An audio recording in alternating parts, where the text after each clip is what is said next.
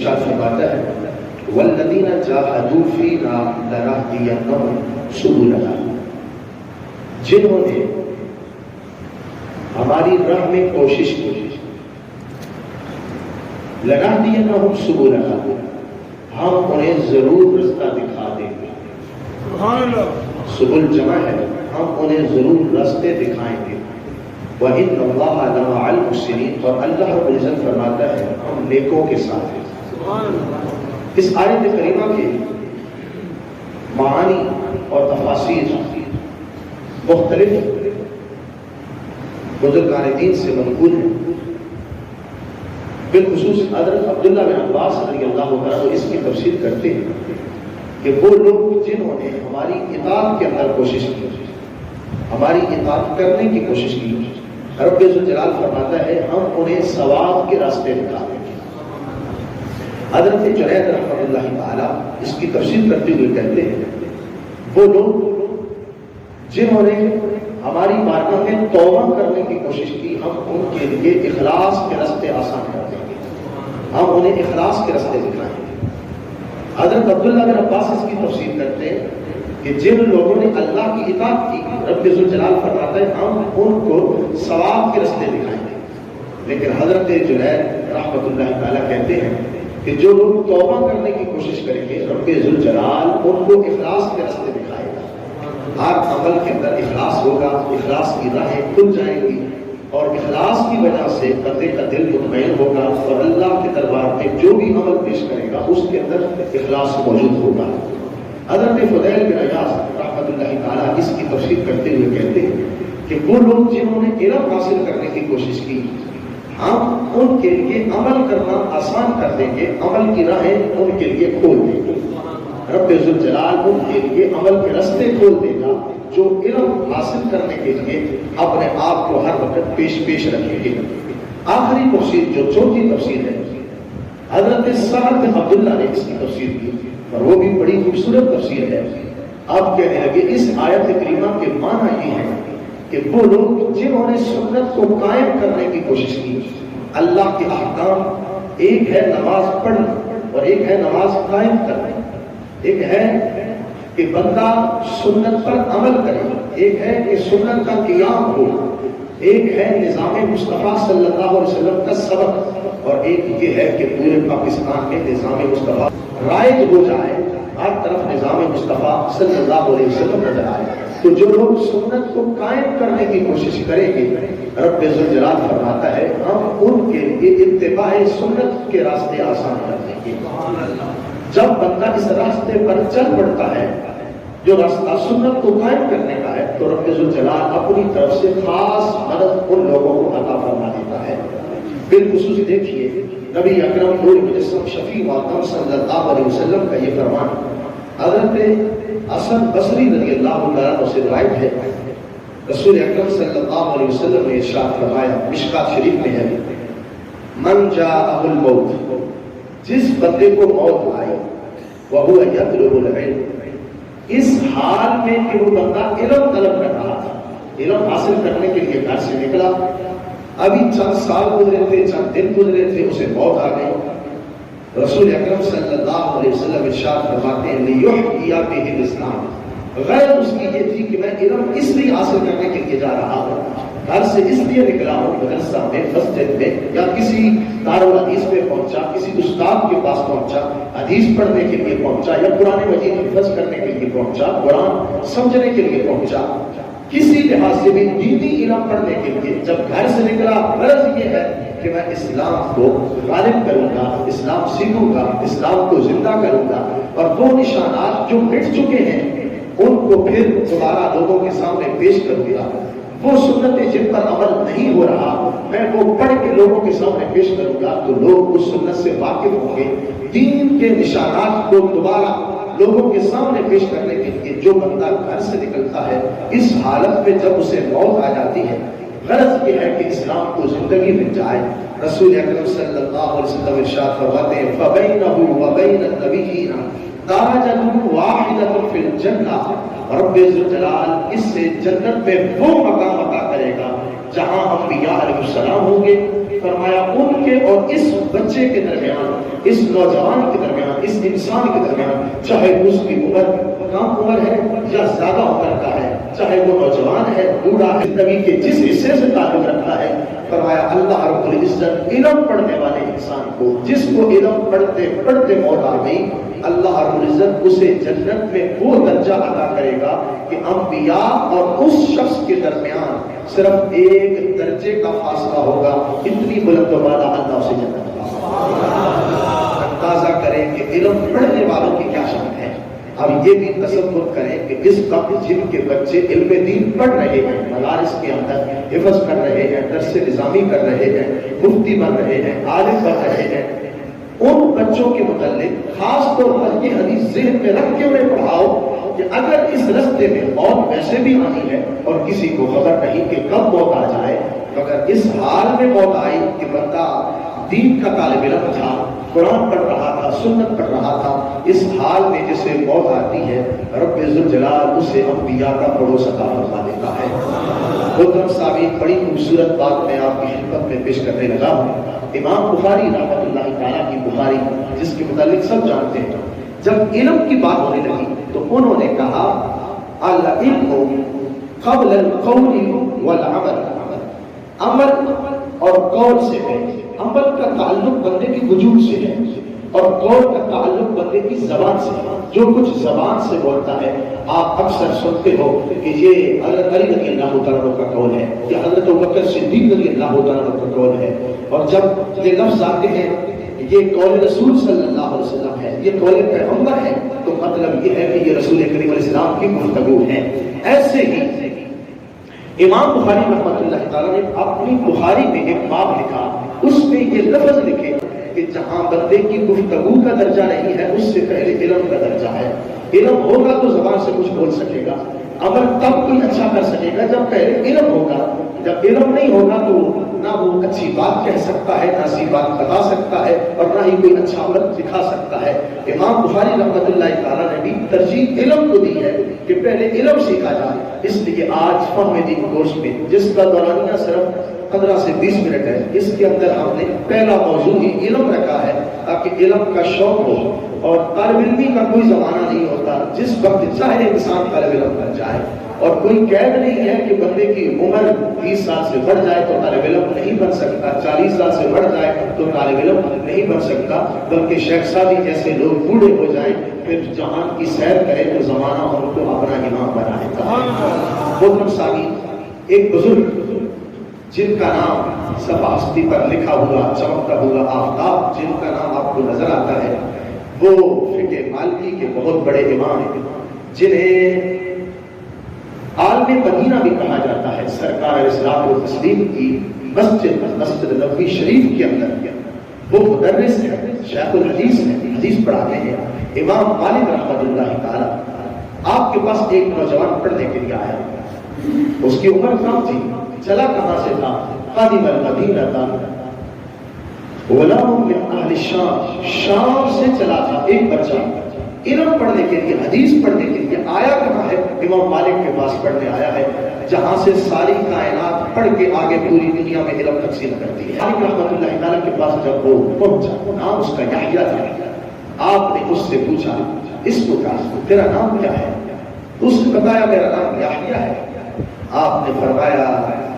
فوراً یہ کہنے لگا اللہ آپ کو عزت عطا فرمائے، اے میرے استاد گرامی امام مالک، اللہ رب العزت آپ کی عزت میں اضافہ کرے۔ امام مالک رحمۃ اللہ تعالیٰ نے کہا محنت سے پڑھو اور اللہ کی ذات پہ توکل کرو۔ یہ ایک استاذ کا طریقہ امام مالک رحمۃ اللہ تعالیٰ کی تعلیمات سے ملا کہ جب کوئی طالب علم پڑھنے کے لیے آئے اسے مرحبا بھی کہا جائے۔ یہ سرکار کی سنت ہے، جب مدرسہ میں کوئی علم پڑھنے کے لیے آتا ہے تو اسے مرحبا کہنا چاہیے اور اس سے نام پوچھنا چاہیے، اور پھر شاگرد کے لیے یہ ضروری ہے کہ جس کا شاگرد بن رہا ہے اس استاد کے لیے رحمت کی اور عزت کی برکت کی دعا بھی کرے۔ آج شاگرد غافل ہیں اور انہیں اس بات کا احساس نہیں ہوتا کہ ہم نے رحمت اور برکت کی دعا بھی کرنی ہے۔ امام ابو یوسف رحمۃ اللہ تعالیٰ کہتے ہیں میرے استاد امام اعظم ابو حنیفہ رحمۃ اللہ تعالیٰ وہ مجھے ہر وقت یاد رہتے ہیں۔ میں صبح کے وقت کھانا کھاتا ہوں، اپنے اپنے استاد کو یاد رکھتا ہوں، رات کے وقت کھانا کھاؤں تو تب بھی اپنے استاد کے لیے مغفرت کی دعا کرتا ہوں۔ علم کے اندر انسان کو عروج تب ملتا ہے جب وہ اپنے استاد کے لیے دعا کرتا ہے، جب دعا نہیں کرتا تو پھر علم کے اندر عروج نہیں ملتا، علم زوال کی طرف آتا ہے۔ اور جب استاد کے ساتھ تعلق رابطہ قائم رہتا ہے پھر رب ذوالجلال اس علم کے اندر برکات بھی عطا فرما دیتا ہے۔ امام مالک رحمۃ اللہ تعالیٰ کہنے لگے تھے، یحییٰ میں تمہیں ایک ایسی بات بتاتا ہوں جس بات سے تمہارے اندر علم پڑھنے کی رغبت پیدا ہو ہے، علم کا شوق پہلے سے زیادہ ہو جائے، اور تم چونکہ دور سے آئے ہو، علم کی طلب میں آئے ہو، شوق میں آئے ہو، تو وہ بات تو ہمارے لیے بڑی مفید ثابت ہوگی۔ حضرت یحییٰ کہتے ہیں، امام مالک رحمۃ اللہ تعالیٰ نے کہا، جس طرح آج تم پہنچے ہو میرے پاس علم حاصل کرنے کے لیے، ایسے ہی تم سے پہلے ایک نوجوان یہاں علم پڑھنے کے لیے پہنچا، اور یحییٰ بن یحییٰ کہتے ہیں بقیہ سارے طلباء ان کی عمر زیادہ تھی، میں سب سے کم عمر تھا، اور مجھے میرے استاد گرامی تربیت دے رہے تھے۔ آپ فرمانے لگے، جب وہ نوجوان میرے پاس پڑھنے کے لیے آیا تو اچانک اس پر موت آئی، اس کا وصال ہو گیا۔ امام بخاری رحمۃ اللہ تعالیٰ کی بخاری پر جو ابن بطال کی شرح ہے اس میں یہ باقاعدہ واقعہ سند کے ساتھ موجود ہے۔ اللہ اکبر۔ امام مالک رحمۃ اللہ تعالیٰ کہتے ہیں، میں نے اپنی زندگی کے اندر مدینہ شریف میں رہ کر بڑے سے بڑی ہستی کا بھی ایسا جنازہ نہیں دیکھا جیسا جنازہ اس طالب علم کو دیکھا ہے۔ امام مالک کہتے ہیں، نہ کسی عالم کا جنازہ، نہ کسی طالب علم کا، نہ کسی نمازی کا، نہ غازی کا، کسی کا بھی جنازہ اتنا بڑا جنازہ نہیں تھا، اور اس جنازے کی روحانیت اتنی نہیں تھی جتنی اس طالب علم کی روحانیت تھی۔ جب وہ دنیا سے جا رہا تھا دنیا اس کے جنازے کو دیکھ کے بھی سبق حاصل کر رہی تھی۔ جب وصال کا وقت آ گیا، وہ نوجوان وصال کر گیا، علم پڑھتے پڑھتے اس کا وصال ہو گیا۔ مدینہ شریف کا جو امیر تھا وہ سامنے آیا۔ اصول یہ تھا کہ جو امیر مسلمانوں کا مقرر ہوتا وہی نماز جنازہ پڑھاتا۔ امیر سامنے آ کر کہتا ہے کہ آج میں اپنا اختیار تمہیں سپرد کرتا ہوں، اے علماء کرام کی جماعت، تم میں سے جو چاہے جس کو تم پسند کرتے ہو اس کو سامنے کھڑا کرو، وہ نماز جنازہ پڑھائے۔ مجھے اس جنازے کی روحانی محسوس ہوتا ہے کہ جانے والا کوئی عام انسان نہیں ہے، یہ تو پوری دنیا کو آخرت کا پیغام دینے جا رہا ہے، اور دنیا کا سلیبس اس کے جنازے سے سمجھ آ رہا ہے کہ دنیا میں رہنا ہے تو کس طرح رہنا ہے، جانا ہے تو کس طرح جانا ہے۔ یہ دین کا طالب علم اتنا عظیم ہے کہ اس کا جس طرح یہ عظیم ہے ایسے ہی اس کا جنازہ پڑھانے والا بھی بہت عظیم انسان ہونا چاہیے۔ تمام علماء کرام نے اس بات کا اتفاق کیا کہ حضرت ربیعہ رائے جو اس وقت محدث تھے، شیخ الحدیث تھے مسجد نبوی شریف کے اندر، ان کو اجازت دی جائے کہ وہ نماز جنازہ پڑھائیں، اور وہ بڑے بھی تھے، حق بھی ان کا تھا۔ ابن شہاب زہری جیسے لوگ، حضرت زید بن اسلم جیسے لوگ اس اجتماع کے اندر علماء کے اندر موجود ہیں، مگر وہ جنازہ پڑھانے کے لیے اپنے آپ کو نہیں پیش کر رہے۔ جس شخص پر ان کی آنکھیں لگی تھی وہ حضرت ربیعہ رائے تھے، جن کی طہارت، جن کا زہد و تقویٰ، جن کی پرہیزگاری، جن کا علم، یہ ساری باتیں ان کے اندر پائی جاتی تھی۔ تو جب امیر کی طرف سے یہ اختیار ملا تو حضرت ربیعہ رائے کو مقرر کیا گیا، جنازہ پڑھایا۔ اب ایک طالب علم اس دنیا کو چھوڑ کر رب ذوالجلال سے ملاقات کرنے والا ہے، یہاں سے اس کی آنکھ بند ہوئی مگر رب ذوالجلال کے جلووں سے اس کی آنکھیں کھلی، اور اگلے رستے دنیا کے رستوں سے کہیں زیادہ اسے روشن نظر آ رہے تھے یقیناً، اور اس کی زندگی کا پیغام کتنا عمدہ تھا۔ اللہ اکبر۔ حضرت ربیعہ رائے نے نماز جنازہ پڑھائی۔ جب قبر کھود رہے تھے تو حضرت ربیعہ رائے وقت کا محدث شیخ الحدیث خود اس طالب علم کی قبر کھود رہا ہے، اور کھدائی کر کے نے اپنے ہاتھوں سے لگائی۔ ایک شیخ الحدیث منہ پکڑاتا ہے، حضرت ربیعہ رائے اپنے ہاتھوں سے سامی والی قبر بنا رہے ہیں۔ یوں جب طالب علم کی قبر بن گئی، مدینہ شریف کے اندر چوٹی کا سب سے بڑا بادشاہ آدمی، عالم آدمی، 3 دن گزرے ہیں۔ 3 دن گزرنے کے بعد خواب میں کیا دیکھتا ہے؟ سند کے قدر صاحب 3 دن گزرے تھے۔ اللہ اکبر۔ ایک بادشاہ عالم جس نے خواب میں دیکھا اس نوجوان کو جو طالب علم دنیا سے گیا، جوانی کی عمر، سر پر سبز امامہ، چہرہ تازہ اور خوبصورت گھوڑے پر سوار ہے، آسمان سے اتر آیا، نازل من السماء، یوں لگتا ہے کہ یہ آسمان سے اتر کر زمین والوں کو کوئی خبر دینا چاہتا ہے۔ جب بات ہوئی تو اس نے کہا میں اس لیے آیا ہوں میں تمہیں بتاؤں کہ رب ذوالجلال نے مجھے کتنا بلند مقام عطا کیا ہے، اس بلند مقام کی خبر دینے کے لیے آیا ہوں۔ اللہ اکبر۔ اس بادشاہ عالم نے پوچھا مجھے بتاؤ جس درجے میں میں تمہیں دیکھ رہا ہوں، جس شان و شوکت میں تمہیں دیکھتا ہوں، چہرہ تمہارا تر و تازہ ہے، 3 دن گزر چکے ہیں، امامہ بھی سلامت ہے، چہرہ بھی سلامت ہے، اور تمہارا بدن تر و تازہ ہے،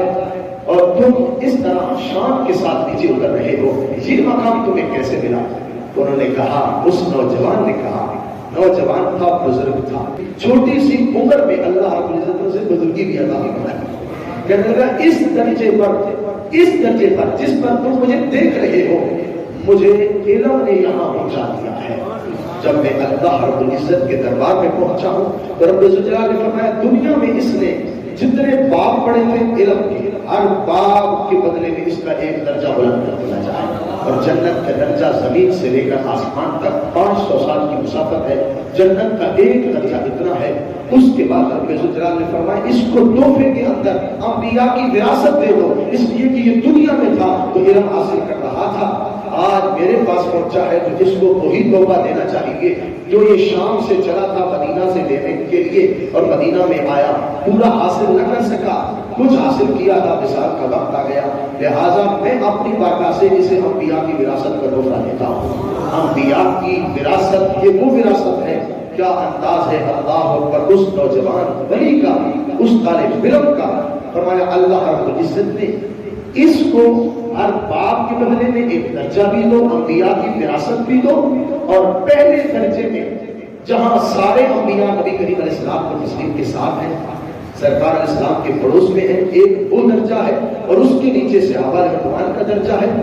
اس نوجوان نے کہا اس کے نیچے اہل علم کا درجہ ہے، رب ذوالجلال نے فرمایا اس کو اہل علم کے درجے میں بٹھا دو۔ امام مالک رحمۃ اللہ تعالیٰ کی محفل ہے، اب وہ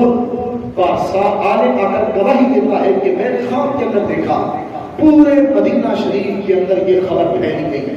کہ نوجوان اللہ کا ولی جو علم پڑھنے کے لیے شام سے آیا تھا، جس کا وصال ہوا، آج اس کے بارے میں یہ بات سننے کو ملی ہے کہ خواب کے اندر اس کا یہ منظر دیکھا گیا، اتنی شان اسے ملی۔ جتنے طالب علم تھے، امام مالک رحمۃ اللہ تعالیٰ کہتے ہیں مدینہ شریف میں جو چھوڑ گئے تھے، کچھ غربت کی وجہ سے چھوڑ گئے، گھر کے مسائل کی وجہ سے چھوڑ گئے، یہ خواب سن کر سب نے دوبارہ مسجد نبوی شریف کے اندر داخلہ لے لیا۔ اندازہ کریں کہ ایک نوجوان طالب علم اس کی روایت سن کے، خواب کے اندر اس کا مقام سن کے، جس نے دیکھا ہے اس کا اعتماد ہے کہ یہ جھوٹ نہیں بول رہا، یہ عالم ہے، جب بھی کوئی بات کرتا ہے سچی کرتا ہے۔ امام مالک رحمۃ اللہ تعالیٰ کہتے ہیں کہ سب طلباء نے دوبارہ داخلہ دیا، اے یحییٰ تم بھی علم پڑھنے کے لیے آئے ہو، میں تمہیں بتاؤں کہ جو لوگ چھوڑ گئے تھے وہ دوبارہ آ کر علم حاصل کر کے آج مدینہ شریف کے اندر ہمیں امام نظر آ رہے ہیں۔ تو میرے بھائیوں، علم حاصل کرنا کہیں سے بھی قرآن و سنت کی روشنی ملے،